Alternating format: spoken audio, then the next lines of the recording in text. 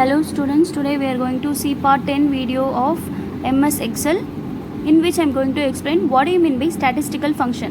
So statistical function அப்படிங்கிறது என்னன்னா அது ஒரு mathematical tool, ஓகேவா?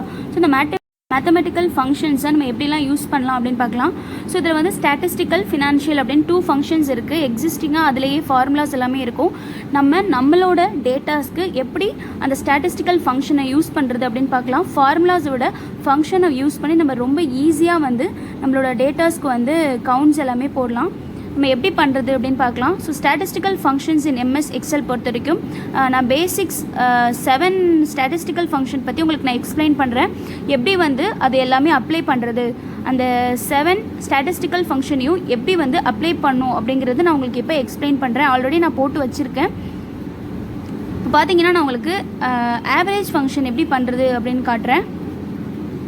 ஸோ ஆவரேஜ் ஃபங்க்ஷன் பண்ணுறதுக்கு ஃபர்ஸ்ட் நீங்கள் டேட்டாஸ் டெக்ஸ்ட்டை வந்து என்டர் பண்ணிக்கோங்க. டேட்டாஸை நான் வந்து 100, 200ன்னு 700 வரைக்கும் நோட் பண்ணி வச்சுருக்கேன். இதில் பார்த்தீங்கன்னா ஆவரேஜ் 400 காட்டுது பார்த்தீங்களா. இந்த ஆவரேஜ் ஃபங்க்ஷன் எப்படி போடணும் அப்படிங்கிறத நான் காட்டுறேன். ஸோ இதுதான் ஆவரேஜ்க்கு வந்து நான் வந்து ஃபங்க்ஷன்ஸ் போட்டிருக்கேன். ஃபஸ்ட் நான் டெலீட் பண்ண போகிறேன். டெலீட் பண்ணிட்டு நான் எப்படி வந்து போட்டேன் அப்படின்னு நான் உங்களுக்கு காமிக்கிறேன். ஃபஸ்ட்டு ஆவரேஜ் எப்படி கண்டுபிடிக்கலாம்னா ஃபஸ்ட்டு ஈக்குவல் டு சைன் போட்டுக்கோங்க. ஈக்குவல் டு சைன் போட்டுக்கிட்டு ஆவரேஜ் அப்படின்னு நீங்கள் டைப் பண்ணும் போதே கீழே காட்டுது பாருங்கள். ஸோ இந்த ஆவரேஜ் டபுள் கிளிக் பண்ணிக்கிட்டு ப்ராக்கெட் ஓப்பன் பண்ணிக்கோங்க. ப்ராக்கெட் ஓப்பன் பண்ணிட்டு ஃபஸ்ட் அண்ட் லாஸ்ட் அது ரெண்டோட செல் அட்ரஸை கொடுங்க. நான் 100ஓட செல் அட்ரஸையும் 700ஓட செல் அட்ரஸையும் கொடுத்துருக்கேன். G7:G13 கொடுத்து ப்ராக்கெட் க்ளோஸ் பண்ணி என்டர் கொடுத்தீங்க அப்படின்னா ஆவரேஜ் காட்டிடும். இப்போ பார்த்தீங்கன்னா தெரியும் 400 ஆவரேஜ் ஃபங்க்ஷன் நமக்கு கிடச்சிருச்சு. நெக்ஸ்ட்டு பார்த்தீங்கன்னா மேக்ஸ் ஃபங்க்ஷன், அதாவது மேக்ஸிமம் ஃபங்க்ஷன் தான் நம்ம மேக்ஸ் ஃபங்க்ஷன் அப்படின்னு சொல்லுவோம். ஸோ மேக்ஸிமம் ஃபங்க்ஷன் எப்படி கால்குலேட் பண்ணுறதுனா அதே மாதிரி தான். ஸோ வந்து நான் இப்போது உங்களுக்கு மேக்ஸிமம் ஃபங்க்ஷன் எப்படி போடணுன்னு நான் எரேஸ் பண்ணிட்டு மறுபடியும் போட்டு காமிக்கிறேன். ஸோ ஈக்குவல் டு சைன் போட்டுக்கோங்க. ஈக்குவல் டு சைன் போட்டுக்கிட்டு 100லேருந்து 700 வரைக்கும் உள்ள அந்த செல் அட்ரஸை கொடுங்க. நான் ஈக்குவல் டு கொடுத்துக்கிட்டேன். Equal to maximum open the bracket 100ஓட செல் அட்ரஸ் G20 700 கிளிக் பண்ணால் 700ஓட அட்ரஸ் வந்துடும் G26. ஸோ ப்ராக்கெட் க்ளோஸ் பண்ணிட்டு என்டர் கொடுத்தா மேக்ஸிமம் வேல்யூ நமக்கு ஈஸியாக கிடச்சிடும். இப்போ 100லேருந்து 700 வரைக்கும் உள்ளதில் மேக்ஸிமம் வேல்யூ 700 தான். அதில் போய்ட்டு நீங்கள் ஏதாவது சேஞ்ச் பண்ணிங்க அப்படின்னா அதோட ஆன்சர் வந்து மேக்ஸிமம் வேல்யூவில் காட்டும். இப்போ பாருங்கள் நான் 800ன்னு கொடுக்குறேன். இப்போது 800 மேக்ஸிமம் வேல்யூவில் காட்டுது பாருங்கள். என்ன மாதிரி மேக்ஸிமம் வேல்யூ நீங்கள் கொடுத்தாலும் அதுக்கு ஏற்ற மாதிரி கீழே மேக்ஸிமமில் அது ஆட்டோமேட்டிக்காக சேஞ்ச் ஆகிடும். இப்போ 1000 கொடுக்குறேன் அப்படின்னா கீழே 1000 ஆட்டோமேட்டிக்காக சேஞ்ச் ஆகிடும். ஸோ இதுதான் மேக்ஸிமம் ஃபங்க்ஷன். நீங்கள் தௌசண்ட்ஸ் ஆஃப் டேட்டாஸை கூட செலக்ட் பண்ணி இது மாதிரி அதில் எது மேக்ஸிமம் வேல்யூ அப்படிங்கிறது ஈஸியாக நீங்கள் கண்டுபிடிக்கலாம். நெக்ஸ்ட்டு மினிமம் ஃபங்க்ஷன்ஸ் எப்படின்னு பார்க்கலாம். ஸோ இது நான் எரேஸ் பண்ணிட்டு எப்படி கண்டுபிடிக்கணும்னு சொல்கிறேன். So as usual equal to sign போட்டுக்கோங்க. மினிமம், ஸோ அது கீழே வருது. மினிமம் டபுள் கிளிக் பண்ணிக்கிட்டு ஓப்பன் தி ப்ராக்கெட். ஸோ 100ஓட அட்ரஸ் G33 700ஓட அட்ரஸை கொடுங்க. G39 கொடுத்துட்டு ப்ராக்கெட் க்ளோஸ் பண்ணி என்டர் கொடுங்க. கொடுத்தா அதுலேயே எது மினிமம் வேல்யூ அது காட்டும். ஸோ 100 தான் இதில் இருக்கிற மினிமம் வேல்யூ. நீங்கள் வேறு ஏதாவது மினிமம் வேல்யூ அதில் என்டர் பண்ணிங்கன்னா அந்த மினிமம் வேல்யூ இதில் காட்டும். வேணால் ட்ரை பண்ணி பாருங்கள். ஸோ நான் 50 கொடுக்குறேன். பார்த்தீங்கன்னா மினிமம் வேல்யூவில் 50 நமக்கு ஷோ ஆகுது பார்த்தீங்களா. ஸோ இதுதான் மினிமம் ஃபங்க்ஷன். ஸோ இந்த மினிமம் ஃபங்க்ஷனை யூஸ் பண்ணி நம்ம வந்து டேட்டாஸில் வந்து எது ரொம்பவே வந்து மினிமமான டேட்டா அப்படிங்கிறத ஈஸியாக ஃபைண்ட் பண்ணிடலாம். நான் 5 கொடுத்தேன் அப்படின்னா அதில் 5 காட்டும். ஸோ எது மினிமமான வேல்யூ அப்படிங்கிறத இந்த மினிமம் ஃபங்க்ஷனை யூஸ் பண்ணி நம்ம கண்டுபிடிக்கலாம் ரொம்ப ஈஸியாக. Next count function. So count function அப்படிங்கிறது ஒன்றும் இல்லை, எத்தனை கவுண்டிங்ஸ் இருக்குது அப்படிங்கிறத காட்டும். 100லேருந்து 700 வரைக்கும் பார்த்தீங்கன்னா 7 இருக்குது. ஸோ இந்த 7ஐயும் ஈஸியாக நம்ம கவுண்ட் பண்ணலாம். ஸோ இது எப்படின்னு நம்ம பார்க்கலாம். ஃபர்ஸ்ட் நம்ம கவுண்ட் ஃபங்க்ஷன் பார்த்துடலாம்.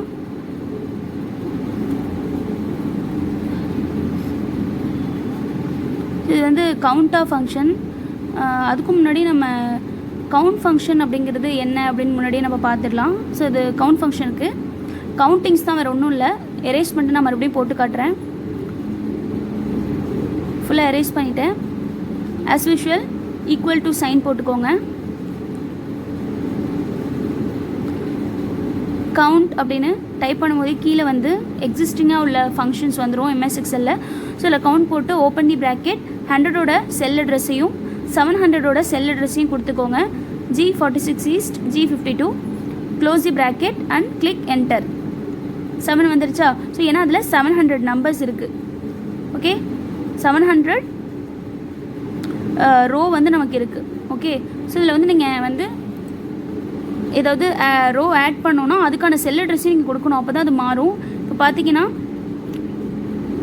நான் வந்து அதில் போயிட்டு G46 கொடுத்துருக்கேன்னா நான் எது வரைக்கும் மாற்ற போகிறேன்னா G45 அப்படின்னு மாற்ற போகிறேன். இப்போ மாற்றிட்டேன் அப்படின்னா அந்த செல்லும் நமக்கு ஆட் ஆகிடும். அதில் இப்போ ஏதாவது நீங்கள் கொடுத்தீங்க அப்படின்னா அதோடு சேர்த்து 8 கவுண்ட் அப்படின்னு காட்டும்.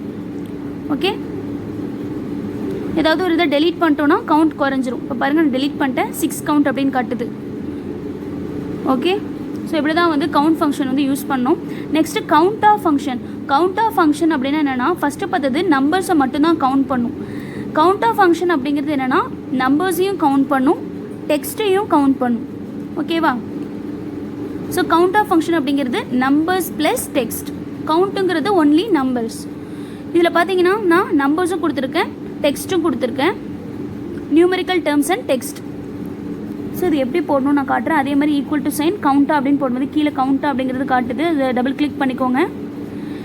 ஓப்பன் தி ப்ராக்கெட், 100ஓட செல் அட்ரஸையும் அதுலேருந்து 700ஓட செல் அட்ரஸையும் கொடுங்க.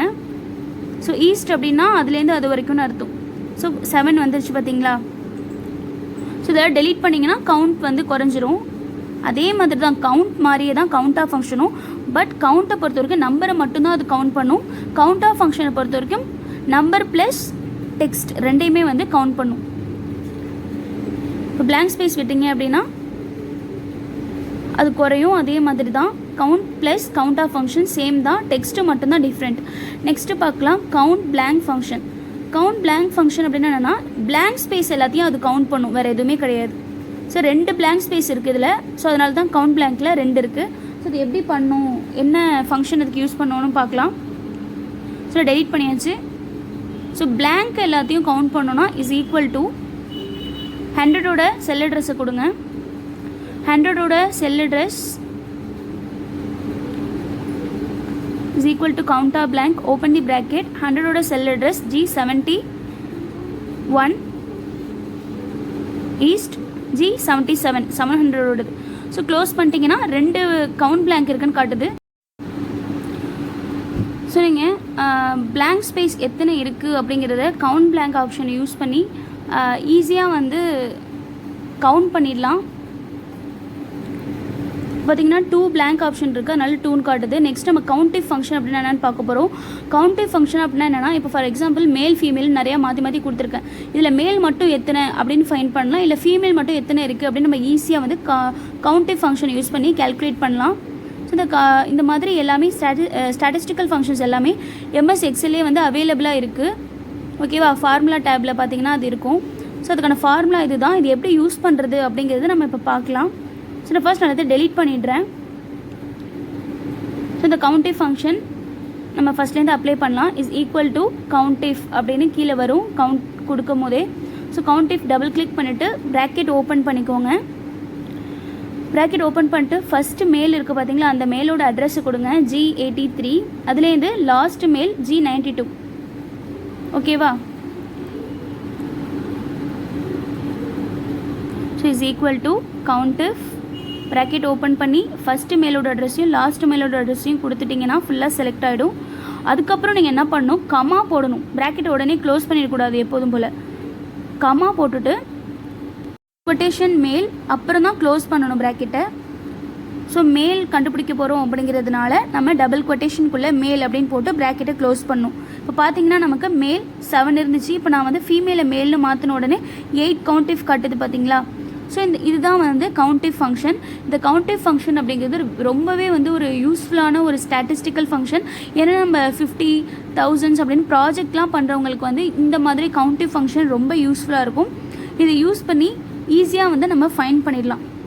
ஸோ இது மாதிரி நிறைய ஸ்டாட்டிஸ்டிக்கல் ஃபங்க்ஷன்ஸ் வந்து MS எக்ஸலில் இருக்குது. ஸோ நான் வந்து ஒரு 7 ஸ்டாட்டிஸ்டிக்கல் ஃபங்க்ஷனை வந்து உங்களுக்கு நான் எப்படி அப்ளை பண்ணணும் அப்படின்னு நான் காட்டினேன். ஸோ இது வந்து நீங்கள் கண்டிப்பாக ட்ரை பண்ணி பாருங்கள். ஸோ இந்த statistical function is one of the mathematical process. So இது வந்து ஒர்க் ஷீட்டில் குரூப் ஆஃப் செல்லில் எதுக்கு நம்ம ஃபங்க்ஷன்ஸ் போடணுமோ அதை செலக்ட் பண்ணி அப்புறம் ஃபங்க்ஷன்ஸை அப்ளை பண்ணணும். Okay students, if you have no doubts, please ask your doubts in comment. Thank you.